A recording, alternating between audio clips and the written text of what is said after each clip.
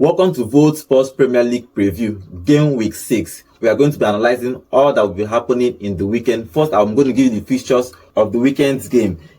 Early kickoff is Newcastle versus Manchester City. That's the big one. 3 p.m. is Everton versus Crystal Palace. Arsenal versus Leicester City. Chelsea versus Brighton. Nottingham Forest versus Fulham. Brentford versus Westham United. Then the last game on Saturday is Wolves versus Liverpool. On Sunday is Ipswich versus Aston Villa. Then the game of the week, Super Sunday, is Manchester United versus Tottenham Hotspur. Diving into the weekend's game, the early kickoff is Newcastle versus Manchester City. You are a City fan, so what are you expecting? You're even wearing a Newcastle jersey and you're a City fan, so what are you expecting to see in that game? Haaland to score hat-trick again?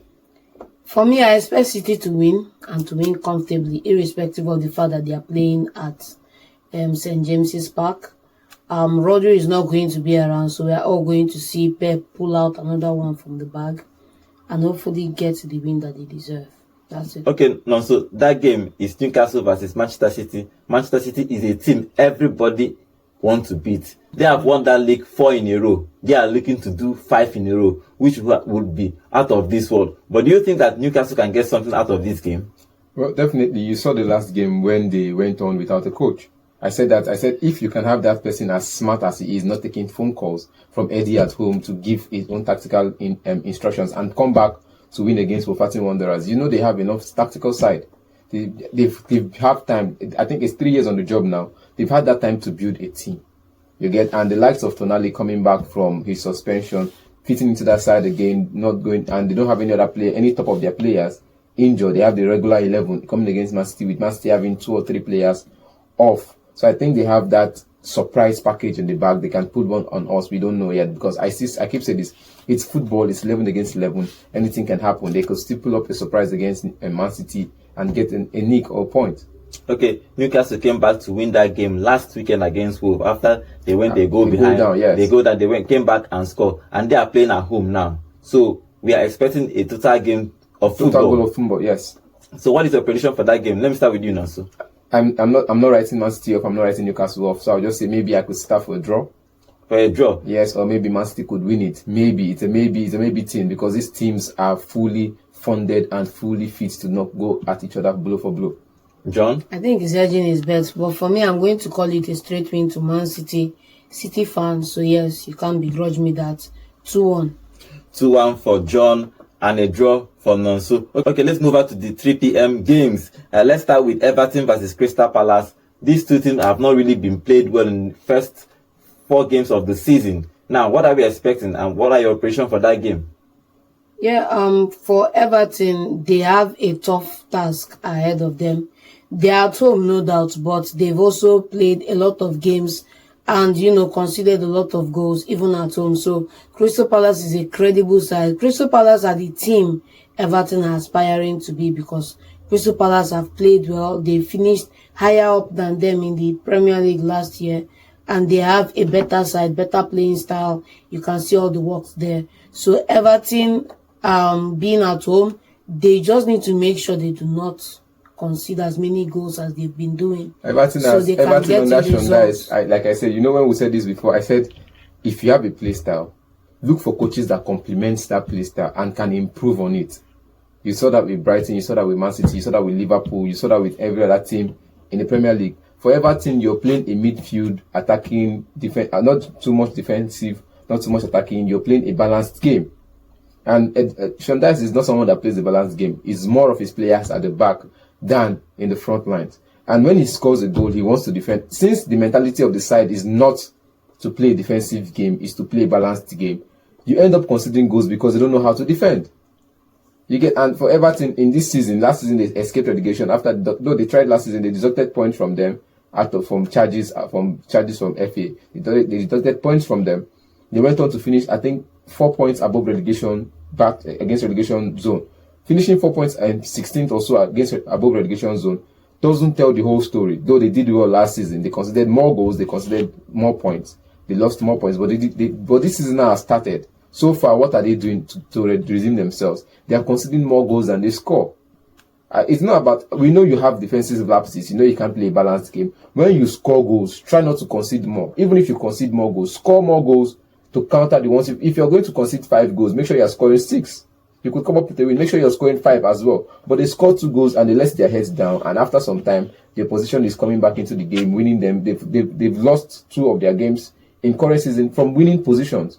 And not just winning by 1 goal margin, they were winning by 2 goals margin. Against Bournemouth, we saw it. Against Aston Villa, we saw it. From 2 goals margin, you come back to lose that game totally. So I'm just saying they need to wake up and play the football they know how to play. Okay, what are your predictions for that game? Crystal Palace has been great so far, so I think Crystal Palace will come ahead. They won't be able to score a goal against Crystal Palace this time. Okay, John, you know, they drew that game against Manchester United last week. So what are your predictions for this week? You know, I think Crystal Palace were unlucky not to win that game, even though Manchester United dominated. But in this encounter, I still support Nonso in the sense that Crystal Palace should have it within them to win this game. You know, and then just a closing part to Everton. Everton have started the season on a wrong note, conceding a lot of goals. Let's not forget that when they were in that trenches last season, one of the saving factors, apart from the final points they were able to get back, was that they didn't concede as we are seeing them concede heavily.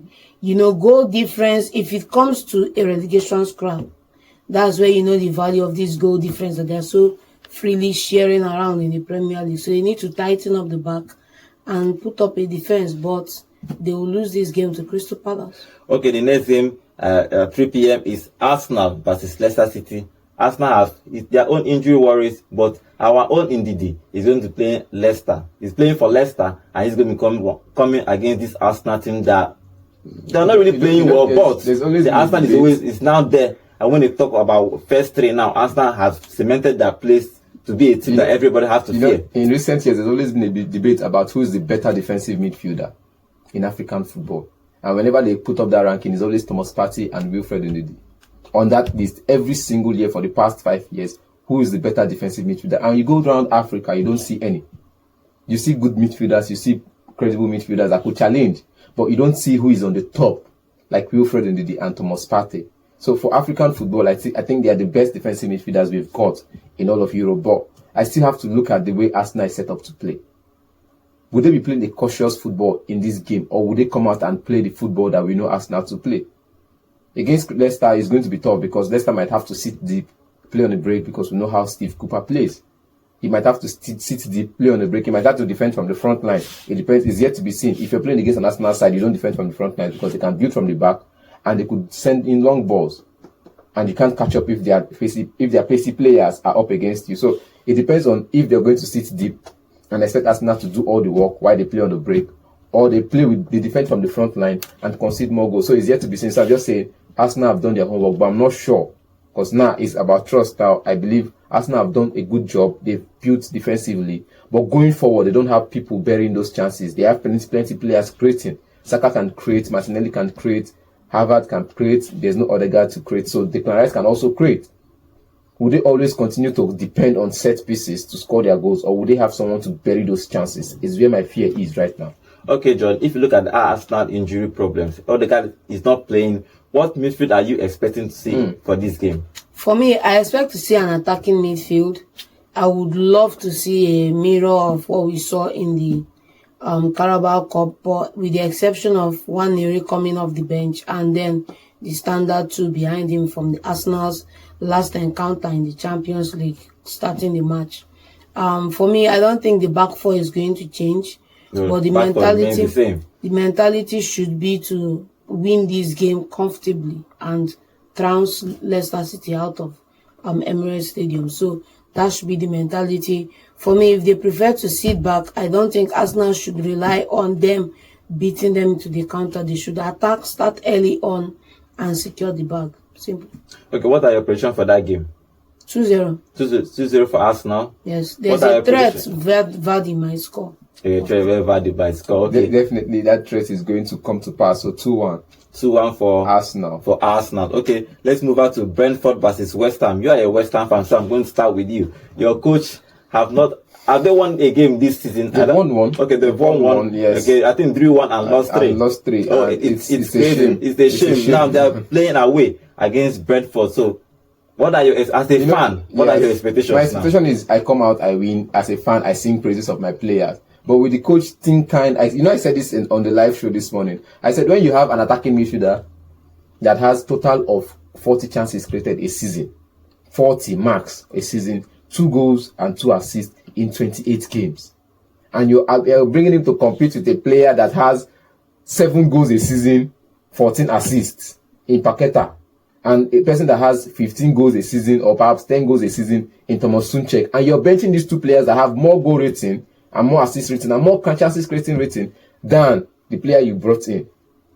How do you expect now to score goals? Well, I know fully well that Antonio is not match fit. He's not fully fit for matches. So is Fulham. You don't have a striker. So you can't keep playing a Bowen up front. I'm going to say bring Somerville in as a sub. You can't keep playing a Somerville up in front.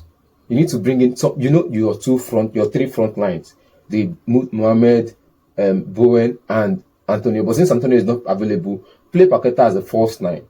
Play Sunchek and Edson Alvarez in midfield. Then maybe you can bring one of these your players. They should come and they should be coming in one by one to learn how the Westham way is. I said this before. Julian is a man that likes to take risks. He took that risk with Wolverhampton Wanderers and almost dragged them to relegation. You don't come into a side in your first year take risks. You take time to build. You don't come in and bring in 9 players. You take your time to bring in players gradually. Why the players you have are not giving you results, you take them out and bring in. You came in and you took away the captain, sent him off to Saudi, took away the set piece taker, sent him off to Nottingham Forest, took away many of the key players, talking about Zuma, James Ward-Prowse, and some other credible players. Just sent them off the team, said you don't need them. So I'm just saying, I expect a win. I hope for a win. As a fan, I hope for a win. But with the way the man is going, I'm not trusting him to win the game. Okay, for me, just before we get into what you were saying, you have to consider 3 key factors when talking about Julian Lopetegui. Number 1 is the fact that every coach have their way when they move to a club. When Guardiola was coming to Man City, he said, I don't want Joe Hart. Simple. You want me there? I don't want this guy. You understand me? The bottom line is, Joe Hart, you are a club product from academy, top man, captain of the side, everything but exit door. But simple. He still played at least some months. That he left before Guardiola came into the club. Do you understand me? And that's summer they signed Bravo into Man City before scouting Ederson.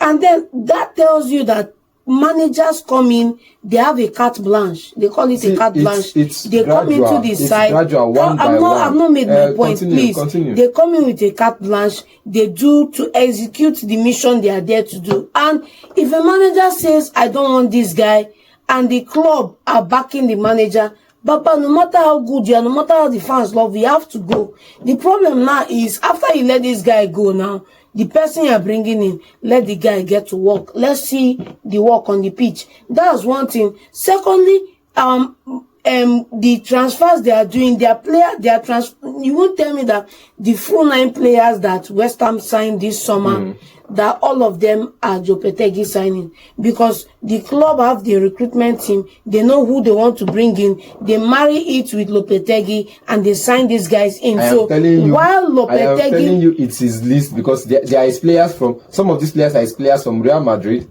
There are his players from Real Betis. They were his players from Sevilla. While Lopetegui is bringing these guys in to help him work, you have to consider that fact, because he is the man that is, the buck stops with him, so you have the free right to criticize him. But bear in mind that all these signings may not necessarily be his own. For the third final point is this: every manager in football have certain players they like and have affinity for. You can't take it away from the game.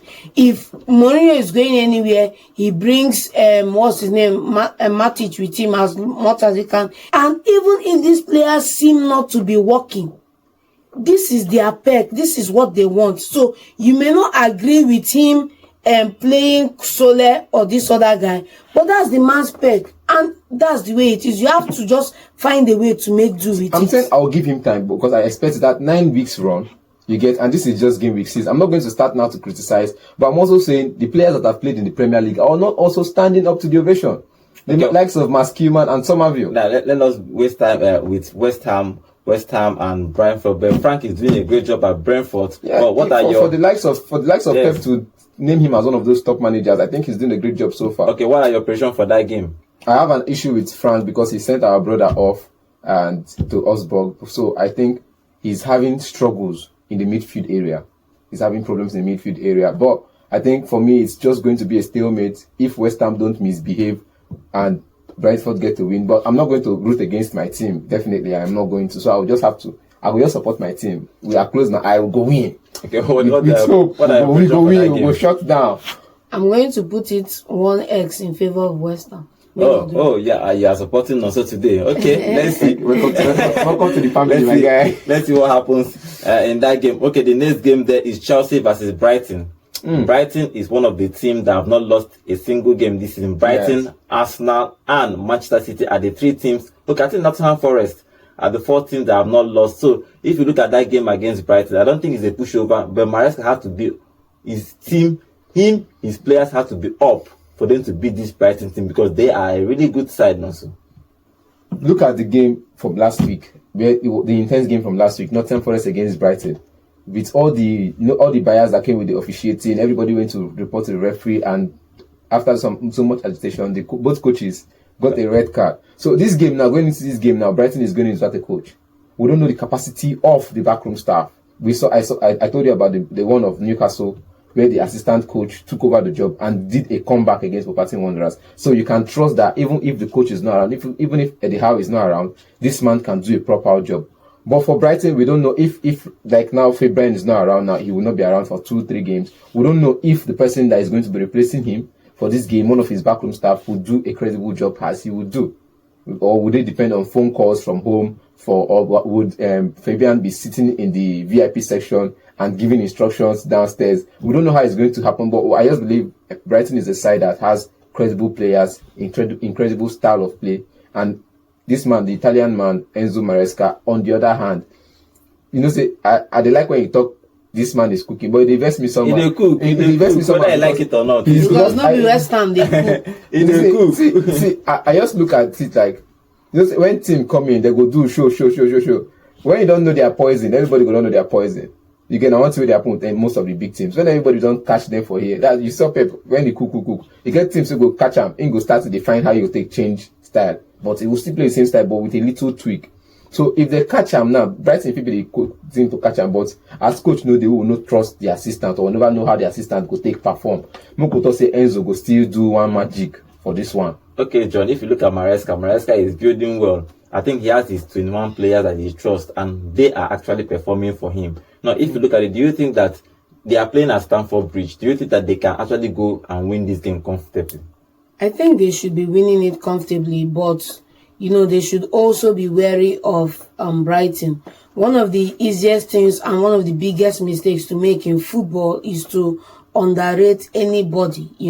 How you prepare for Real Madrid should be how you prepare for any team, even Barrow, because on a good day or on an off day, they can mess you up. So I think they should give them their due respect, they give them their due accord, and then play them the way they would play a Real Madrid who is coming off the back of losing 4 games. Okay, what are your predictions for that game?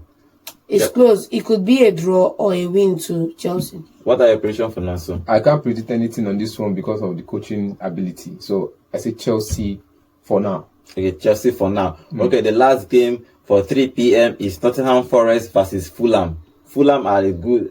They signed. You will say Arsenal droppers, but they sign Arsenal. They go carry. They go shop for Arsenal. They go shop, and they are doing well too. And they probably they are doing well. Nobody from Man U this year, but Andres Pereira has been. Look at the players there. You have ex-Man U play. That's old 3 boys years ago. Forget 3 years ago. Whether 3 years or 10 years. We talk about waiting they buy this summer. Man U old boys, Arsenal old boys association. Thank you. Versus Nottingham Forest. Okay, but if that game now, so what are you expecting? Fulham are actually built well. But even though they crashed out from the Carabao Cup against Preston, but these things happen once in a while in football. But they are now playing a Premier League game, and they have so far So Marco Silva have done well so far in this Premier League. So against Nottingham Forest without a coach, what are you expecting? Marco Silva came. I think he went to what's it called, Everton, and failed. But look at it now. This is a Nigerian competition. You get, we not go trust anybody, but without knowing on the side, we don't know how the game could be. But I'm just believing that Yikes can just lead his players. Okay, if you look at that game, Fulham, they have built well. They brought in Nelson, Smith Rowe, and we have 2 Nigerian players playing their first team football. Are you expecting Fulham to get maybe 3 points from this game? You know, Marco Silva is a manager I respect very much, right from his time at Watford before he came into Everton and now at Fulham. I just want to say that Fulham should be winning this game comfortably. It's not going to be a stroll in the park, but I'm backing Fulham to win it. Okay, what are your predictions for that game? You said Fulham. Fulham win, maybe 2-1. 2-1. I will just have to sit for a draw because these teams are good defensively and attacking. Okay, the final game for Saturday by 5:30 is Wolves versus Liverpool. Slot has been building. He has built a credible side now. They have only lost 1 game at home. That was even a surprise loss. Nobody expected them to lose that game, but they lost that game. But they bounced back from the Champions League. They won that game comfortably. They won their last game comfortably. Now they are playing a Wolves side at home that is here to keep. They keep conceding goals. I think they conceded 6 against Chelsea, and they conceded about 3 goals against Newcastle last week. Yes. Now they are playing a Liverpool attack that likes scoring goals. Okay, John, if you look at that game, Slot to win, what are you expecting? For me, I'm expecting Slot to keep the same crop of players he used last outing. I want to see Nunes starting. I want to see Salah starting. I want to see Jota coming in, Luis Diaz, of course, and all the players in the side. Their back four is solid. I would just also want him to enter this game with the mentality that they are playing AC Milan and AC Milan are coming off a terrible, a fantastic streak, and they need to stop them. Because if you come to that game with anything less than that, you are going to get this is advice now. Wolf go take camp. You get, because losing to Newcastle from one goal lead and they lost 2-0. Played a draw against Aston Villa also, lost to Chelsea horribly. As in, now Wolf now need this advice where they give, no be Liverpool. Because Liverpool will be like, they'll be on their high horse, like with the win, we're on a spree now. We've lost our own game against Nottingham Forest. So now, anybody will catch, destroy, anybody will catch, will deal with the person. But Wolverhampton Wanderers, on the other hand, they are not a team that likes to play a high line. They sit deep. And I've seen Liverpool struggle with teams that sit deep. But if John would say he wants to change style and bring his players to play Highland match Liverpool blow for blow, he go get serious problem. Because Liverpool, I've seen Liverpool, and that was the same mistake Liverpool and Man United did against Liverpool, where they went to play Highline and you saw that they were punished for it. Anything that play Highline against Liverpool, you'll be punished, because when Salah catch that ball, any of the defender they come meet and go suffer. The same thing with Diaz. So I'm just saying, for Wolf, sit deep, play on the break, you might just get a result. Then let's move on to the Sunday game. The Sunday game is Super Sunday for the English Premier League. 2 p.m. is Ipswich versus Aston Villa. Now, Emery has been cooking. He is a coach that I like personally, because if you see what he brought, they were finding regulation when he took over Aston Villa. Then he has fought and built this, and now they are playing Champions League football. Even though Ipswich came from Championship, they play good football there, but for them to replicate what they have done for the Championship games to the Premier League is tough for them. They are scoring goals, but they are conceding a whole lot of goals. Probably their defense is the problem. But that game, John, what are you expecting? Emery but to do his own magic again? Probably bring in Duran and score that banger again. For me, I think Emery has done a very good job at Aston Villa. I love the players they have there. We have the Bailey there, we have Buendia, we have Watkins, we have Duran, we have a couple of, and then to cap it all up, we have Emi Martinez. Now, let's not forget that Ipswich are coming into the Premier League, having scored a couple of goals in the Championship. We need Emi Martinez in this game to be on point. And then we need Aston Villa to be wary of Ipswich, because they score goals. They can lose the match, but they score goals. So he needs to come in early, get his 3 points, score his goals, and then, defend well. Now, so if I talk about Calvin Phillips that you flip off. So let's leave Calvin Phillips alone. No, make a talk. Don't talk about it. That man give me, as you don't call him, and at the mention, all these Christians, because at the mention of the name, every name was, but at the mention of Calvin Phillips' name, IPP, they kill me. No problem. Let's talk about the Ipswich side now. Yeah. Do you think that they can get something from this game? Definitely, yes. A goal, 2 goals might come out of this game. Definitely, because I saw them as a side that went on to score the most goals, one of the most goals in the championship last season. And since this season, they've been scoring goals as well, but they've been also losing games. So if they can manage the defensive expectations and defend compact against Aston Villa does not have a chance of scoring goals. But I believe they will score goals, but they will also concede more goals. So that's but see, if Calvin Phillips leave Calvin Phillips. No, let me just leave him. I'll leave him. If they decide to play a Vincent Kompany style like Burnley and play free flowing football, it doesn't work in the Premier League. Just defend and score one goal and be defending. I think and they will survive. We all saw the Vincent Kompany side at Burnley. We said it was a good side. When he brought it to the Premier League, he doesn't have the player mentality. I think the players, not just player mentality, quality players. He didn't make good signings for his club. Let me ask you a question. When they brought in Kevin, Kevin from was it Wolfsburg? Was it this good? Is the mentality of the player, not because if the mentality is not right, you can't train it. I understand, but if you understand that, if you look at him, the same company is coaching big players in Bayern Munich because the mentality there is champions mentality. So it's about champions mentality that we're talking about. So at Ipswich, if he has the right mentality of players, he could train them to be world class players at Ipswich. Even that's what I'm saying. Sometimes, even if you have mentality, you still need the quality players for you to optimization. Because if you compare the quality of the Championship and the Premier League, it's not really the same. Burnley have tried it didn't work. Now, Ipswich are actually seeing it. But let's move on to the biggest game of the weekend. It's Manchester United versus Tottenham Hotspur. Now, it's 2 coaches. Who will steal my thunder now? Somebody should steal my thunder. I don't want to say it.